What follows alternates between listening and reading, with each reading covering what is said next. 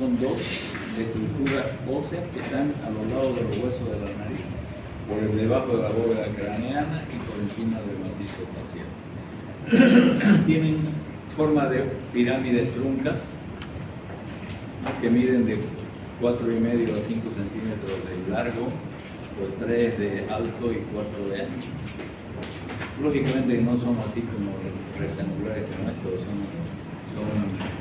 como lo ven aquí, pero sino que por cuestiones didácticas se lo relacionan con una pirámide, ¿no? Vean, si ven ustedes, el globo ocular está dentro de la cavidad orbitaria. Una cosa es la órbita y otra cosa es la cavidad orbitaria. La órbita es la estructura ósea y la cavidad orbitaria es el espacio donde se aloja el globo ocular, los globos oculares. Las cavidades de las órbitas tienen 4 paredes, una medial, una lateral, una superior y una inferior, techo y piso puede ser también de igual forma. Las paredes mediales son paralelas de las dos órbitas, normalmente, y tienen 45 grados de ángulo con la pared temporal o lateral, y entre ambas forman 90 grados. El eje visual, el eje orbitario es una línea que parte del vértice de la órbita y pasa por el centro de la cavidad orbitaria. Y ese es el eje orbitario. Y el eje visual es una línea que pasa desde el punto posterior, del foro posterior o centro del almáculo, en la foveola, y pasa por el centro óptico de la córnea hasta el infinito. Entre ambos ejes hacen 22,5 grados de ángulo. Suman los dos, 45 grados. Y toda esta estructura hacen de que la motilidad ocular y los diferentes mecanismos de visión, por ejemplo, la que hemos hablado en la clase de anatomía, la acomodación, se manifieste y se facilite por este ángulo. Aquí son paralelas hasta el infinito los ejes visuales. Quiere decir que si miramos, vamos a mirar con un ojo directo y con el otro ojo directo y no se van a juntar nunca. Pero con el mecanismo de acomodación, ambos ojos se juntan y fijan la mirada en un solo punto. Y hay varias cosas que hacen que el dibujo geométrico de la estructura ocular sea importante. La pared superior o techo de la órbita está formado por el ala menor del efenoide, que tiene el agujero óptico, y por la lámina orbitaria del frontal, donde tiene en su parte superior temporal la hendidura o la fosa lagrimal, donde se aloja la glándula lagrimal principal. La pared inferior o piso está formado por el palatino, el maxilar superior y la porción horizontal del arco cigomático. La pared externa o temporal está formada por el ala mayor del efenoides y por la porción vertical del arco cigomático. Y la pared medial de la órbita está formado por el esfenoides, el etmoides, el palatino, donde está la foseta lagrimal, donde se aloja el saco lagrimal, y el maxilar superior. Esta es la base de la órbita que en teoría se la representa con un dibujo rectangular, ¿no? Tiene ángulos redondeados y no son exactamente, como yo les decía, que no son realmente lineales como se lo representa. Y las dimensiones ya saben. El vértice de la órbita comunica la órbita con el cráneo a través del conducto o agujero óptico. El conducto o agujero óptico y la hendidura efenoidal. El agujero óptico está en el ala menor del efenoides, ¿no? Y pasa por donde pasa el nervio óptico y la arteria oftálmica solo. Y la hendidura efenoidal está formada por el ala mayor y el ala menor del efenoide, ¿no? Y en este lugar, aquí está el conducto óptico y esta es la hendidura efenoidal. Y aquí en la hendidura efenoidal es donde se insertan el anillo de zinc o la inserción de los músculos extraoculares, excepto el oblicuo inferior, los 4 rectos, el elevador del párpado y el oblicuo superior. Forman el anillo de zinc o tendón muscular común, que divide la hendidura efenoidal en 3 partes, en 3 orificios. Por el superior pasa el cuarto par, la vena oftálmica superior y el nervio frontal, lagrimal y el nervio nasal del trigémino, por acá, por la parte superior externa del anillo de zinc. Por dentro del anillo de zinc pasa la porción superior del tercer par, la inferior del tercer par, el cuarto y la vena, el nervio nasociliar. Estas estructuras pasan por dentro del anillo de zinc. Y por fuera, por la parte inferior, pasa la vena oftálmica inferior. Esa es la manera en que llegan o salen las estructuras neurológicas a la cavidad orbitaria. En clínica, las patologías de la órbita, ¿no? Vamos a encontrar edema por alteraciones diversas en la órbita. Vamos a encontrar congestión del párpado, de la conjuntiva o del tejido blando que está en su contenido y alteraciones de la motilidad ocular. Ya vamos a ir viendo qué va pasando y qué repercusiones tiene. Los globos oculares, el vértice de la córnea, se encuentra entre 12 y 20 milímetros por delante de los arcos cigomáticos temporales, laterales, en la porción vertical, o sea, el borde temporal de la órbita, de la pared orbitaria. Y eso se mide con el exoftalmómetro de Hertel, que eso está en el consultorio de los oftalmólogos. Ustedes no es necesario que tengan, por supuesto, pero pueden tener una regla milimetrada y apoyan en el hueso temporal y miden dónde llega la córnea y van a ver cuántos milímetros por delante de la pared lateral de la órbita está el globo ocular. Ahí pueden ver ustedes si está de 12 a 20 milímetros, está normal. Si está a menos de 12 milímetros, un enoftalmos. Y si está a más de 20 milímetros para afuera, exoftalmos. ¿Cierto? Los enoftalmos bilaterales, generalmente en la gente vieja o los enfermos, los deshidratados, se debe a la disminución de la grasa orbitaria en el retroocular o a la deshidratación de los tejidos blandos de la órbita. Es frecuente entonces en la vejez y en las enfermedades consultivas. Puede ser uni o bilateral el enoftalmo. En este caso es congénito, en este caso es traumático, enoftalmo traumático por una fractura del piso de la órbita, etcétera, por retracciones cicatrizantes. Por varios motivos puede estar enoftalmico. Y exoftalmos, ¿no? Que puede ser producido el exoftalmo por el proceso inflamatorio, enfermedades endócrinas, tumorales, traumáticas, etc. Vean ustedes, este tipo de exoftalmo generalmente es endócrino. La enfermedad de Graves, Bacelow Graves, vamos a ver gente que mira para abajo y el párpado se sube. Vamos a ver ahora un poco.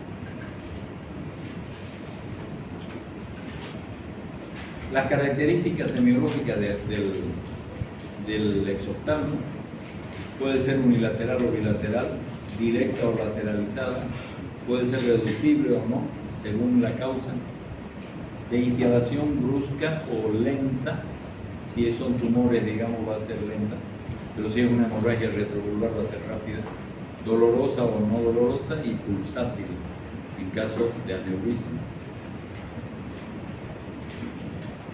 Entre las anomalías congénitas que producen alteraciones de la órbita, tenemos en general las alteraciones de la osificación, las alteraciones de la formación ósea en diversas patologías genéticas hereditarias, sobre todo sistémicas que repercuten en la órbita, como la disostosis craneofacial de Cruzón, que ahora vamos a ver uno y es relativamente frecuente, no frecuente, pero más frecuente que las otras, osteopetrosis, osteocondrodistrofias, distrofia múltiple, todas las alteraciones del mecanismo de osificación y de fijación de las estructuras óseas producen alteraciones de la órbita. Como en este caso, esta es una condroplasia y tiene una osteopetrosis. Es una disostosis craneofacial de Cruzón. Vean que hay escleromalacia, adelgazamiento de la esclerótica, órbitas pequeñas que se ven los ojos exoftálmicos. Cuando mira el paciente hacia arriba, los ojos divergen y cuando mira hacia abajo convergen. Entonces se llama la B de Cruzón. Un niño exoftálmico, joven, llegan a jóvenes tranquilamente, que tiene estas características exoftalmos y cuando mira arriba los ojos se van para afuera y mira abajo se disostosis craneofacial de Cruzón. Estas son alteraciones orbitarias por la alteración de la osificación y otras alteraciones, porque estos pacientes tienen esta patología y están relacionadas con alteraciones cardiovasculares, renales, etc. Neurológicas. Esto es un síndrome de Apert, que es relativamente frecuente, la alteración de la órbita por alteración en la osificación de los huesos del cráneo, ¿no? Vean que hay una distancia mayor, que ahora vamos a ver también eso que es, entre la distancia interpupilar o de los dos ojos, ¿no? Y eso se debe a alteraciones en el ala menor del esfenoide. Esto es una sindactilia, se asocia a sindactilia, y las características de estos niños que tienen Apert, ustedes ven como los niños que tienen trisomía 21, que son parecidos, ¿no? En los de Apert también son parecidos. Pero una vez que ustedes vean un niño con estas características, todo lo que vean ya van a saber de qué se trata. Esto es una oxicefalia, que vean que hay una asimetría en la cavidad orbitaria derecha de la izquierda, y acá también. Esto es una escafocefalia. También hay una alteración de las órbitas de la derecha en relación a la izquierda. Esto es hipertelorismo, lo que ocurre con la disostosis craneofacial de Cruzón. También ocurre en los pacientes que tienen desarrollo alterado del ala menor del esfenoides. Vean la distancia entre el puente nasal es exageradamente amplio y los globos oculares están distantes el uno del otro. Y aquí lo mismo, con alteración del puente nasal. Puede ser la anoftalmía, también da trastornos de la cavidad orbitaria por la ausencia de la estructura ocular, de los globos oculares en la anoftalmía o criptoftalmía, alteraciones de la formación de globo ocular en el proceso embrionático. Puede ser unibilateral.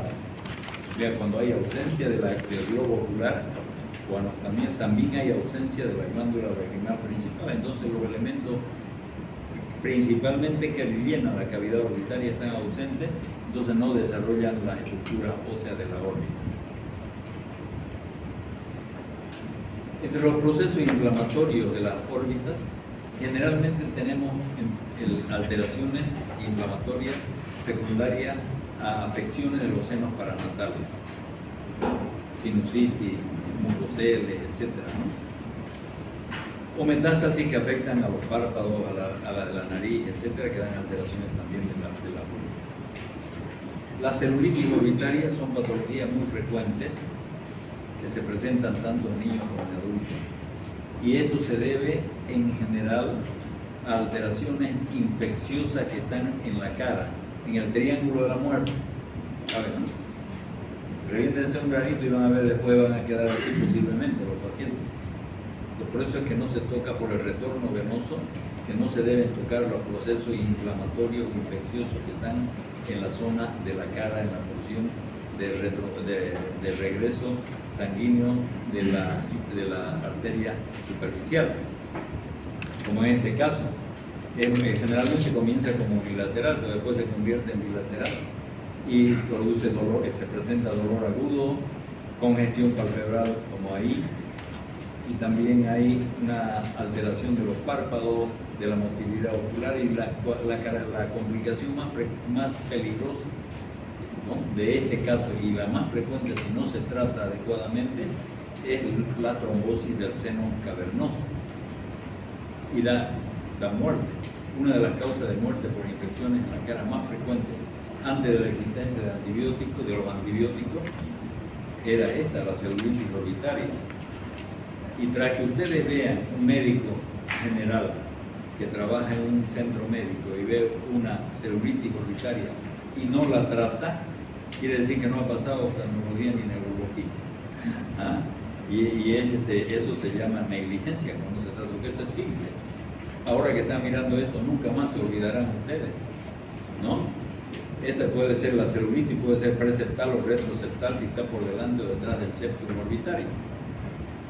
Pero el tratamiento de esto es obligatorio. Vean cómo produce el exoftalmo cuando es la orbitaria o retroseptal. Este es el tratamiento obligatorio que ustedes tienen que dar todos los médicos que están en un centro médico y le llega un paciente con una celulitis orbitaria, antibióticos de amplio espectro a dosis altas, farmacológicos.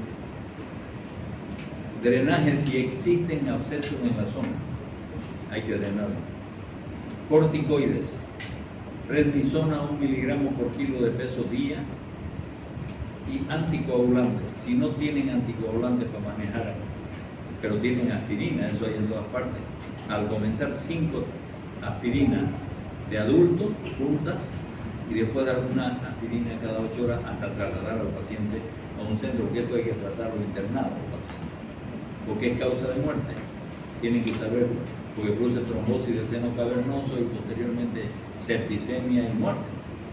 Entonces el médico debe tratar la celulitis orbitaria obligatoriamente. Estas son las patologías endocrinas que producen exoftalmos. La enfermedad de Basedow-Graves produce exoftalmía bilateral, retracción del párpado. Esta es la única cosa que hace. Ustedes van a ver un paciente así y no se van a olvidar nunca de esta clase. No existe nadie en el mundo que pueda mirar abajo y levantar los párpados para arriba, solo la del exorcista y los que tienen Basedow-Graves. Entonces, si ustedes ven un paciente que está al frente de ustedes hablando, por algún motivo mira hacia abajo y el párpado se sube, Basedow-Graves. 99.9% seguro. No se van a olvidar, miren, ¿no? Se llama signo de Grefe. Retracción de los párpados, disminución de la convergencia por la hipertrofia, ¿no?, de los músculos rectos mediales, y alteración de la, porque ahí hay la inervación simpática y se bloquea la inervación simpática en este caso por la alteración, y edema de los párpados, que en este caso no. Basedow-Graves, ¿no? Mira hacia abajo y aquí, y los párpados cejados. Los tumores, procesos tumorales de la órbita, estos hemangiomas capilares son relativamente frecuentes. Si hay un hemangioma capilar como este, que está en el párpado superior como una cereza, pero no tiene ninguna otra cosa más, ni intenten curarlo, porque al 6 o 7 años de edad desaparece solo. Y si ustedes tocan para hacer algún tratamiento, hay algunas personas que quieren resolverlo todo activo, pero no, cuando se toca estas lesiones, se hacen cicatrices que son estéticamente irreparables después. Entonces, mientras el niño puede ver, vean ustedes que aquí ve con ambos ojos, tiene hendidura palpebral, puede mirar, entonces no hay que tocar el hemangioma capilar porque se va a absorber solo, se desaparece.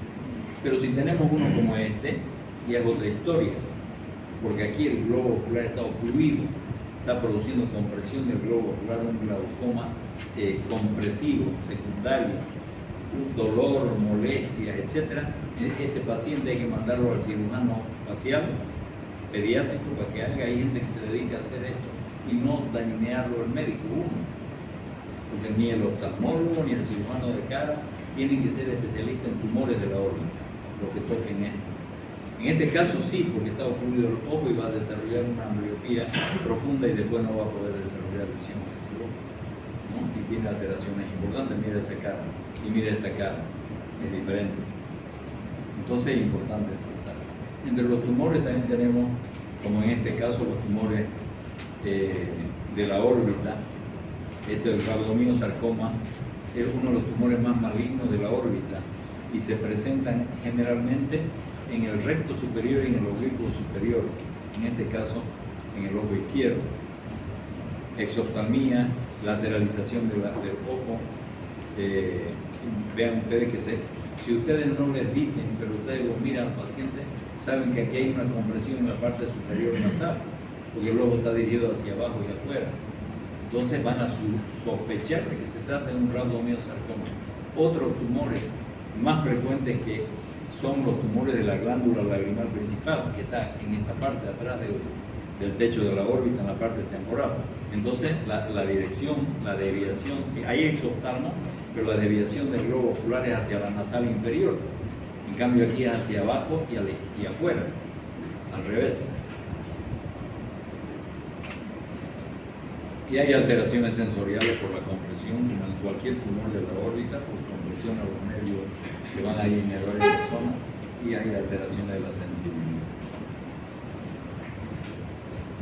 Las exoftalmías entonces pueden ser directas cuando los tumores se encuentran dentro del cono muscular, de los 4 rectos donde va el nervio, ese es el cono muscular.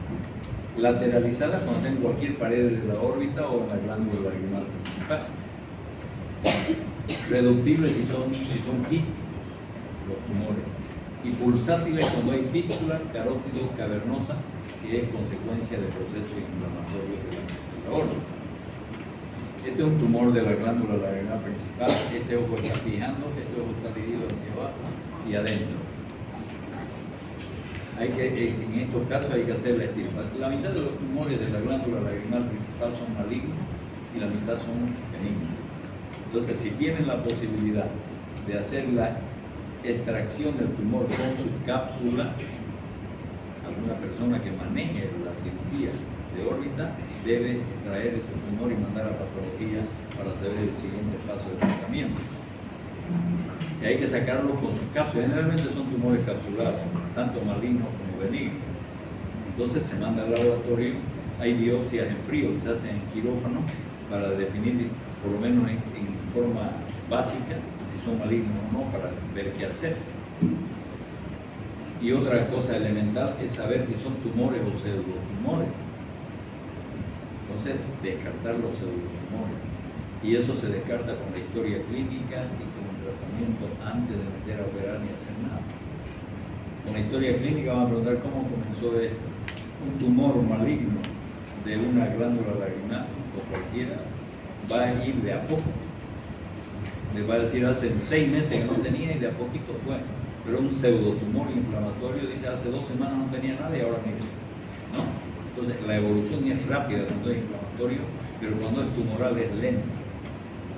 ¿No? Es una de las características. Y el segundo, en caso de que ustedes duden por la evolución en la historia clínica, el paciente le va a decir, si dudan, le dan tratamiento con corticoides. Las prednisonas también se usa 1 miligramo por kilo de peso día, y durante una semana, si desaparece eso, era un pseudotumor. Y si no se modifica, es probablemente un tumor. Entonces hay que hacer lo siguiente. Esto es un adenoma pleomórfico, que es más frecuente en gente de color. Y esto es una exoftalmía pulsátil, que es causada por una fístula carótido cavernosa. Esta es la única vez que en oftalmología usamos el fonendoscopio. Te ven un ojo así, le ponen el fonendoscopio acá y se escucha un soplo, entonces quiere decir que hay un aneurisma carótido cavernoso, arterio venoso. Va a ser un soplo, como los soplos cardíacos han llevado por el pie. Ya uno escucha eso.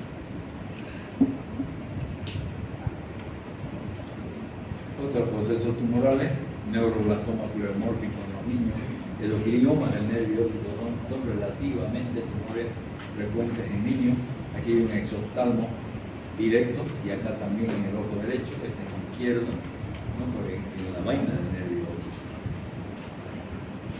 Y estos son el glioma del nervio óptico, que puede ser bilaterales por el crecimiento de la vaina de mielina en el nervio óptico, en la vaina del nervio óptico, que produce también exotalmos y produce alteraciones en la cavidad orbital.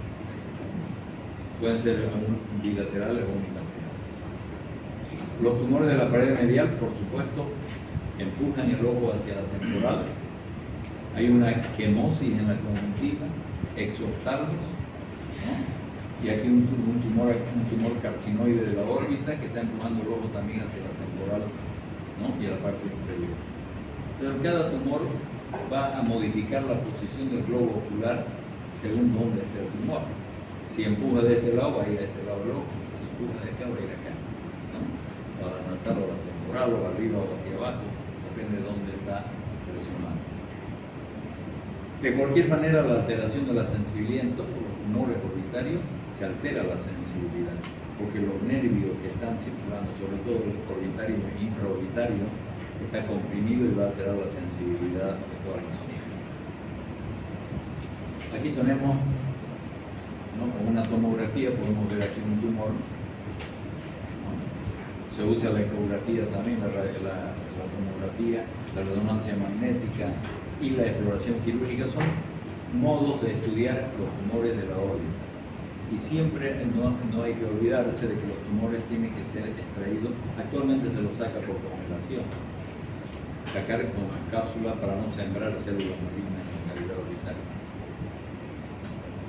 La neurofibromatosis o enfermedad de von Recklinghausen son las manchas de chocolate con leche en la piel que hay, ¿no? Da tumores en diferentes lugares, incluso en el cerebro, por la neurofibromatosis, y en la órbita no es excepción, también dan bastante, ¿no? Y producen alteraciones de exoptalmia, alteraciones de la motilidad ocular, etc. Esto es una neurofibromatosis. Cuando algunas veces la gente, cuando mira a un paciente como este de acá, ve una neurofibroma nodular, pero si ve una persona, un médico general, dice esto es un suso, ¿no ven? Entonces hay que tener cuidado en la evaluación de las patologías del párpado, porque ¿cómo vamos a diferenciar una persona que no sabe, agarra y hace una cirugía de chalacio en esto que es un neurofibroma, es un tumor, pero a la semana va a estar otra vez igual? Cuando una inflamación que sospechamos que es de la glándula del meiomio, como acá, la drenamos y vuelve a repetirse inmediatamente, tenemos que sospechar que es un tumor. Y generalmente se trata de neurofibroma.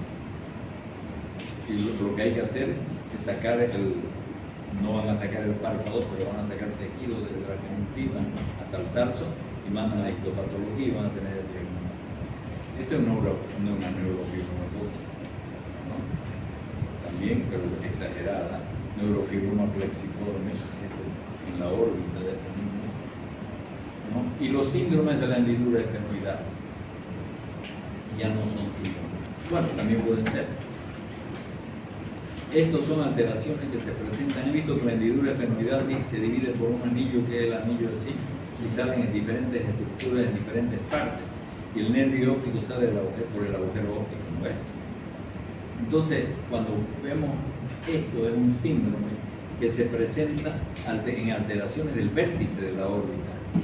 Cuando hay osteoperiostitis, un proceso inflamatorio en el vértice de la órbita, por traumas, por fractura del ala menor del estenoide, que es por donde pasa el orificio del canal óptico, por tumores, por fístulas carótido-cavernosas, todas estas cosas pueden producir el síndrome de la hendidura esfenoidal.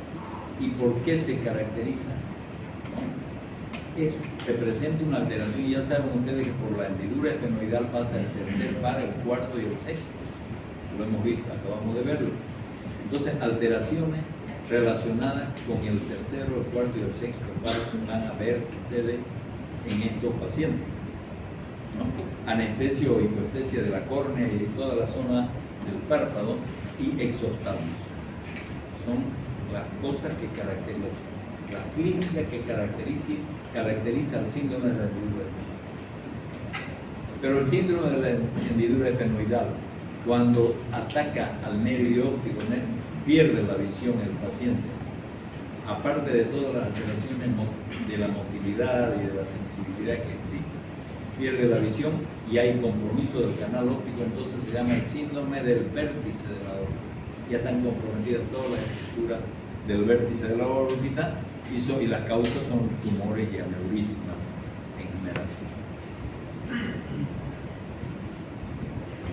Los tumores, el tratamiento de los tumores, como en todo tumor, es quirúrgico, excepto cuando son pseudotumores, ¿no? que hay que descartarlos primero. En el caso de los tumores de la órbita, que es de lo que ahora estamos viendo, hay que hacer orbitotomía anterior. Y eso consiste en sacar una parte del hueso temporal de la órbita, el arco cigomático, y a través de eso llegamos al espacio retroocular y extracción de los tumores donde se encuentran. Y ahí también los neurocirujanos sobre todo ingresan a la órbita por el techo de la órbita. Los traumatismos de la órbita son otras, frecuentísimos los traumatismos de la órbita, sobre todo los viernes en la noche. Entonces vamos a ver estas cosas, ¿no? Que provocan, ¿no?, fracturas de las paredes orbitarias, principalmente del piso de la órbita. Vean ustedes este trauma, este también. Aquí tenemos una herida en la órbita, un trauma en la órbita, donde se ha seccionado el canalículo inferior del lagrimal. Y hemos dicho que el 80% de la lágrima que excede la lubricación y la nutrición de la superficie ocular se drena por el punto lagrimal inferior. Entonces aquí está roto. Hay que hacer una reparación del canalículo lagrimal aplicando un stent que dé la vuelta, un túbulo de silicona que dé la vuelta y reparar el canal lagrimal, el canalículo lagrimal y la estructura blanda, ¿no? Si hay lesiones que produzcan hemorragia retroocular, esto es una lesión no inmediata, es una lesión vieja, por eso es que ya aquí está cicatrizado. Pero este tipo de lesiones hay que repararlas inmediatamente porque después es bien difícil volver a formar un canalículo lagrimal inferior. Mejor es hacerlo sobre la marcha. Si son hemorragias que producen, si son traumas que producen hemorragias retrooculares, van a producir exoftalmos. También esto puede infectarse, por supuesto. Aquí tenemos un exoftalmos, no sabemos si es traumático por una hemorragia retroocular.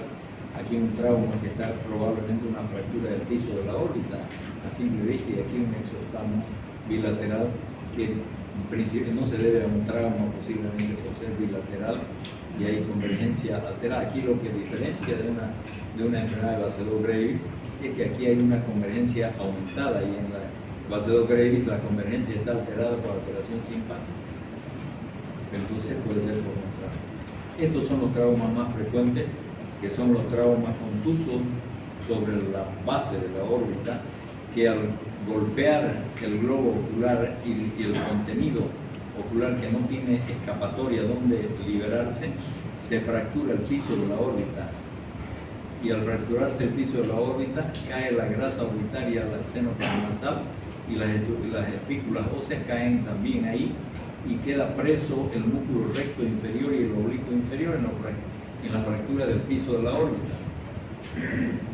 Entonces hay una retracción que cuando ustedes al paciente que ha tenido un golpe llega al hospital con un golpe, lo primero que tienen que hacer, si lo ven peor si lo ven con el ojo hundido, en oftálmico, es del lado del trauma, le muestran una lapicera y lo hacen mirar arriba y el ojo donde está el trauma se queda en su lugar y es solo el otro ojo mira hacia arriba. El ojo traumado, la órbita con el trauma, está presa aquí, los músculos están presos en la fractura. Entonces esto hay que operar y reformar, rehacer la base, el piso de la órbita. Vienen pisos hechos. Entonces se saca todo lo que está dentro de la cavidad orbitaria, se levanta la grasa orbitaria, el tejido celular subcutáneo orbitario, y se libera el periósteo y se aplica la prótesis de piso de órbita en el lugar y el ojo vuelve a su posición normal, es el tratamiento.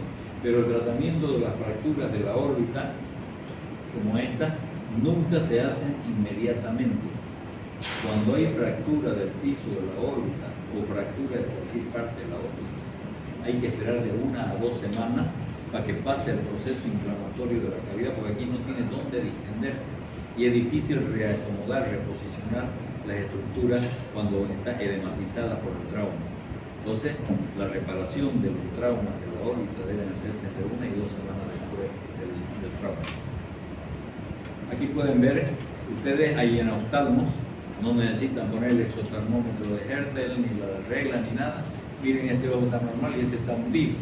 Cuando mira arriba, este ojo izquierdo está mirando normal, pero este está preso, ¿no? Y si lo recuestan al paciente, vean que este ojo está en oftálmico relacionado, el derecho relacionado, fractura del piso de la órbita.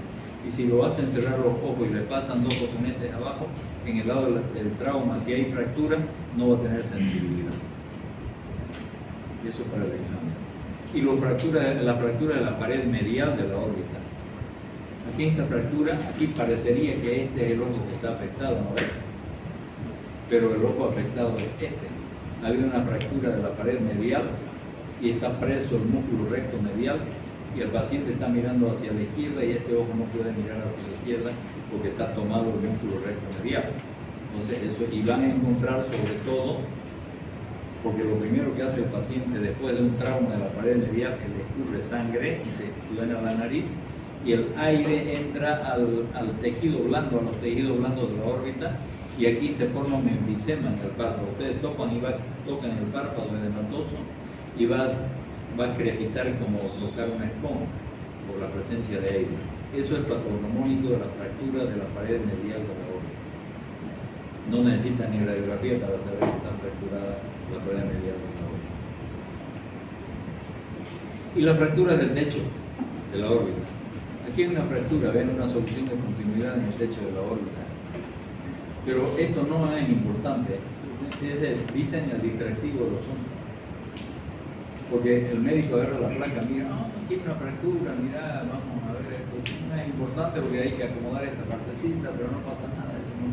Pero una fractura del techo de la órbita, lo que produce por alteración biofísica es una torsión del canal óptico y produce una sección del nervio óptico, sección fisiológica. Lo tuerce al nervio y se pierde la visión. Entonces, lo que hay que hacer tras que hay una fractura del techo es, los cirujanos maxilofaciales saben bien los movimientos que hay que hacer para reposicionar las estructuras óseas y volver a acomodar cada tejido en su lugar, cada porción ósea, y se descomprime el canal óptico. Pero no distraernos mirando esto y que eso nomás fue la fractura. Lo importante aquí está escrito: sección fisiológica del nervio por fractura del techo de la órbita. Aquí también, que hay un exoftalmo, y aquí está fracturada la órbita. A ver, si tienen alguna. Enciéndame la luz, por favor. No sé si tienen alguna pregunta. ¿Qué posible ¿Qué estaba poniendo al paciente la parte anterior de la radiografía? Es un paciente que llega en la radiografía. Bueno, esta posición debe ser mento-nasoplaca. Están viendo los senos, ¿no? Waters. Cádole al revés. ¿Han llevado radiología? Sí. Bueno, no sé si tiene alguna pregunta.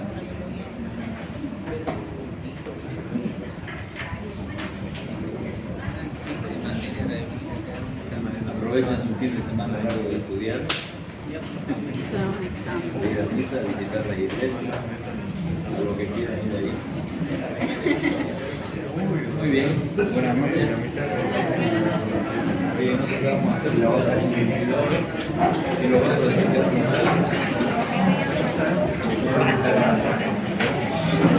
Voy a mirar la clase.